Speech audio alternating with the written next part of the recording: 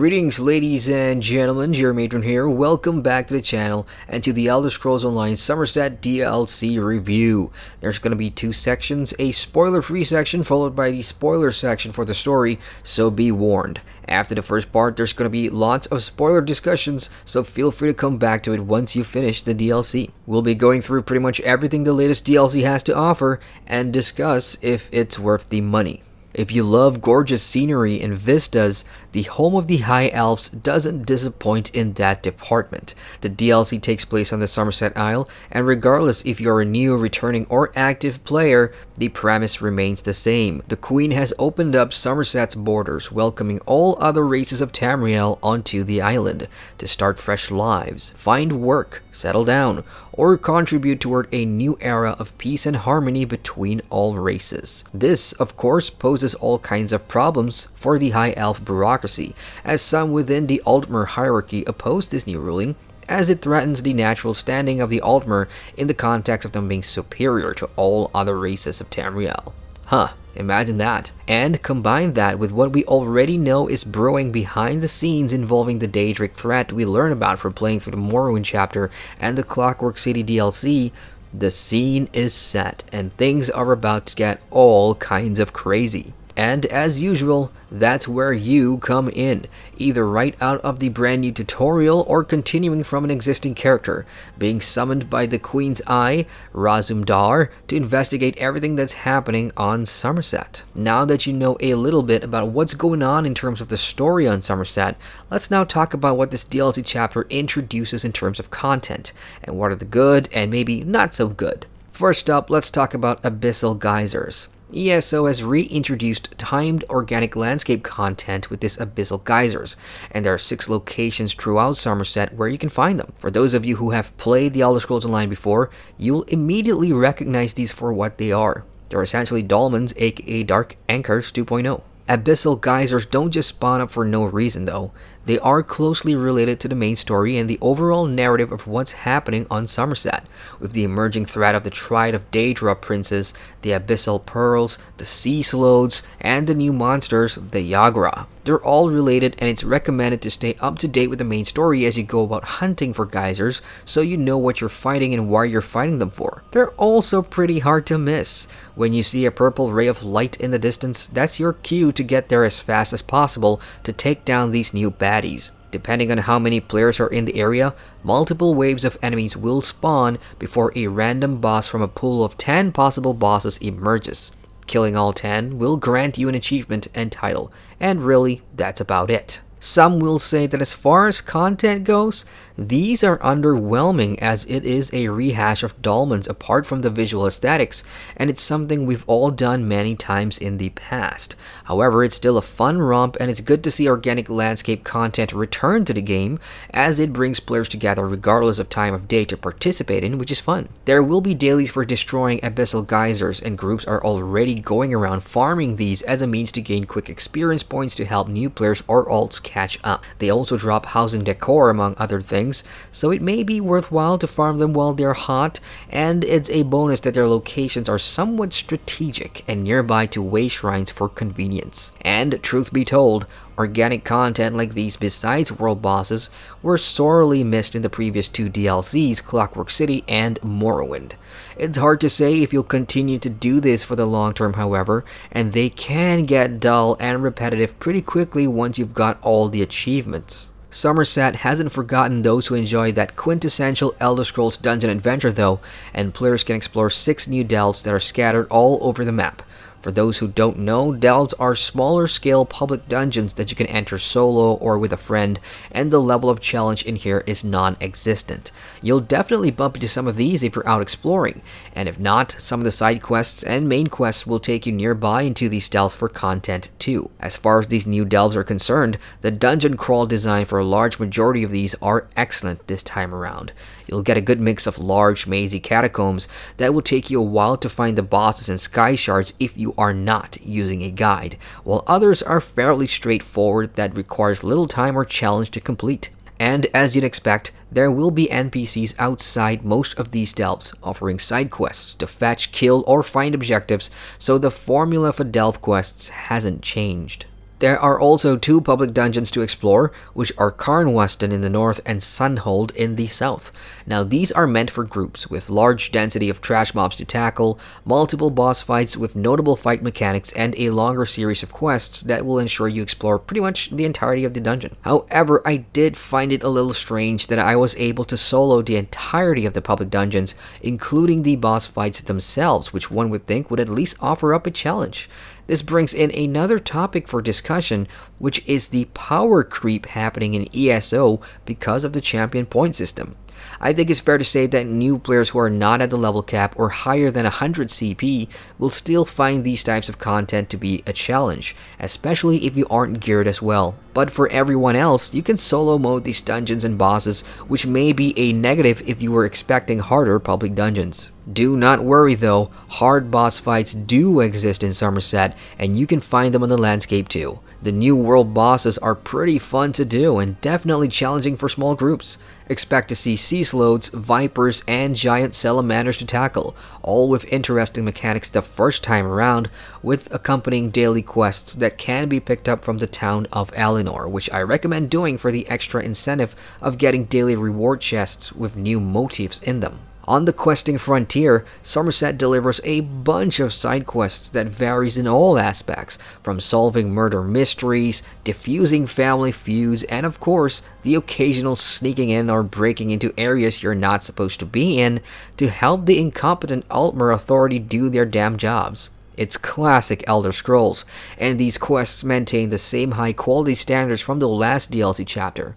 The dialogues are great and the voice acting pretty consistent, which does wonders for immersion. Individual quest objectives haven't differed too much though, so there will be lots of the usual click this and that and kill him and kill her, but ESO's quests are usually made up of multiple chains, and the narrative makes you play through these things without even noticing some of the mundane things you're doing, as you'd be looking forward to what happens next, or finding who the traitor is, or contemplating who to set free and who to award the death sentence to.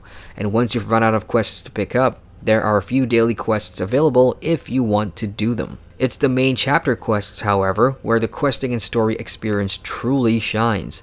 Without spoiling too much, players who have finished the vanilla story, Orsinium, Morrowind, and Clockwork City DLCs have the most to benefit from if you've been craving the continuation of the main story. The latest chapter ties up previous plot chains and reintroduces familiar characters, which does result in some great story payoffs for long-time players. The way the story integrates the old with the new should also be commended. The NPC characters that join you in your Summerset main story adventures have pretty great chemistry with the old ones, and the overall plot is good, although it might be hard to follow as a new player. The quests within the main story doesn't hog you down with long exposition and build-ups that requires far travel, like Morrowind did last year, so the pacing picks up right from the get-go when Razumdar gives you the sit-rep right outside Shimmerine. From then on, very quickly, players will start uncovering the threat piece by piece, picking up the Psijic skill line and making both friends and enemies all the way to the climax. But it doesn't end there, and I'll share more in this spoiler section coming up.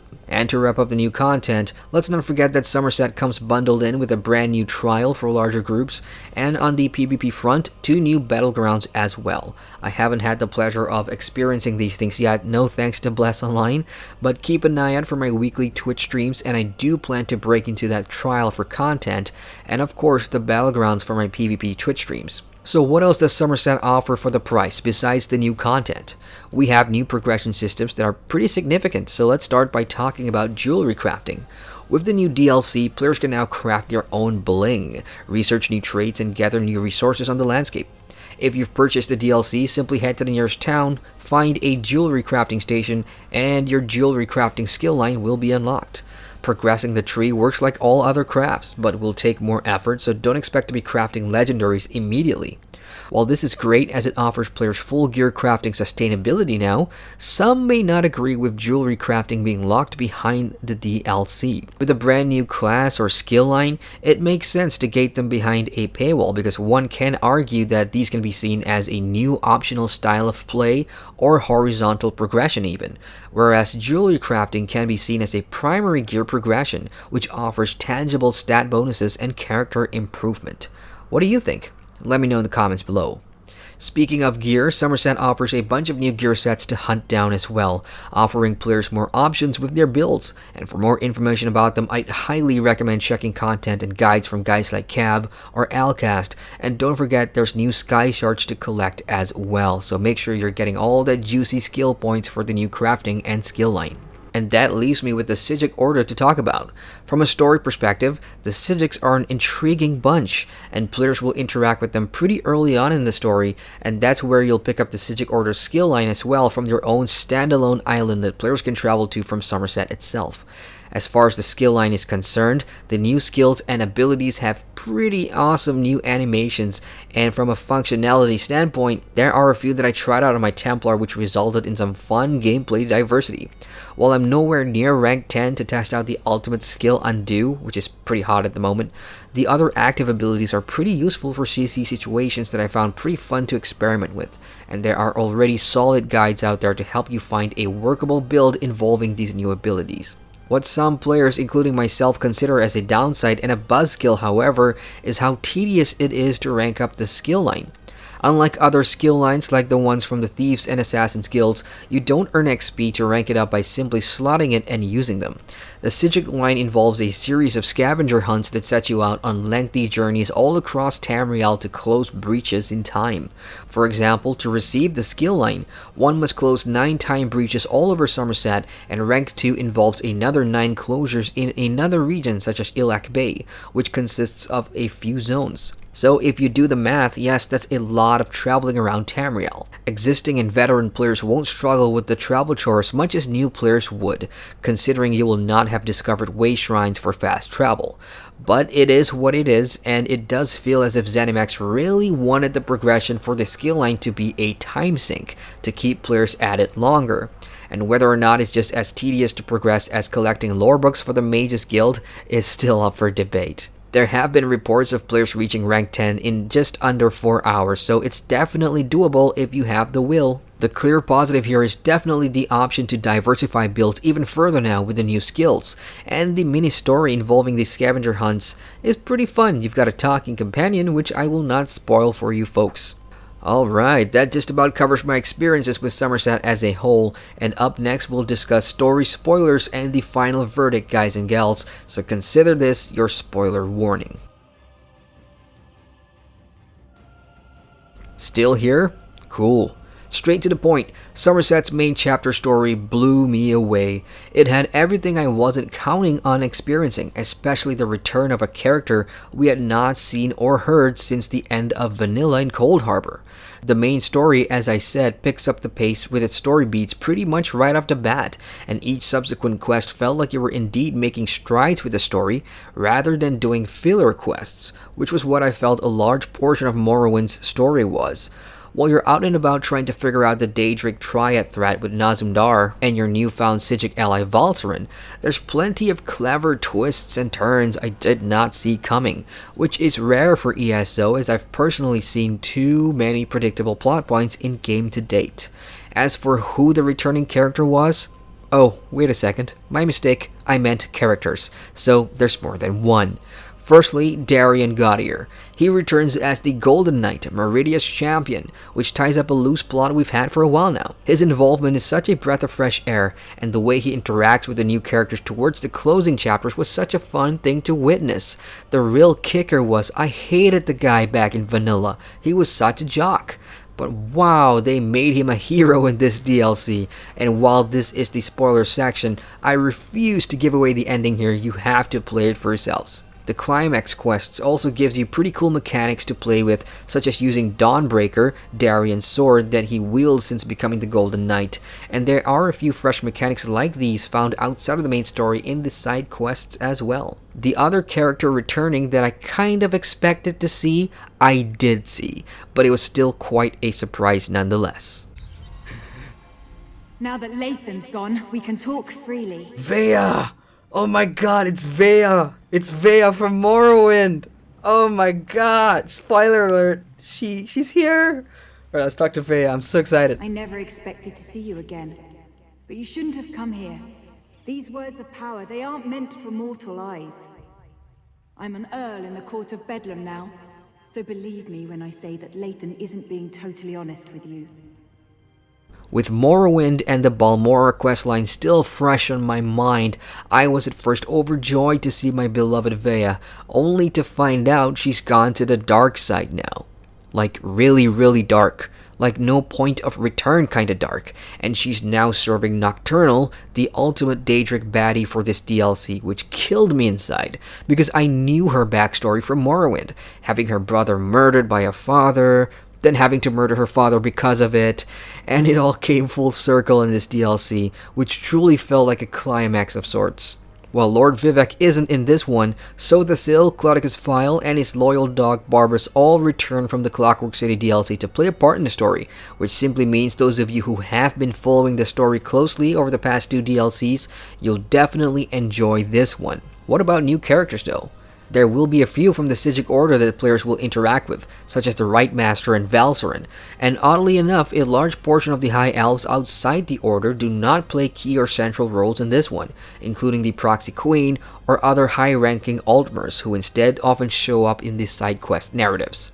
Overall, this DLC was packed with popular, likable, and unsavory characters, friends who turned into enemies, and enemies who became allies, and more importantly for me, it was emotive, as it bridges the past story to the present in a way that did satisfy me. When an MMO story can make you feel something, whatever it may be, sadness, joy, humor, anger, it makes me feel that it was worth the journey to begin with, and I'm invested. So is Summerset worth the money?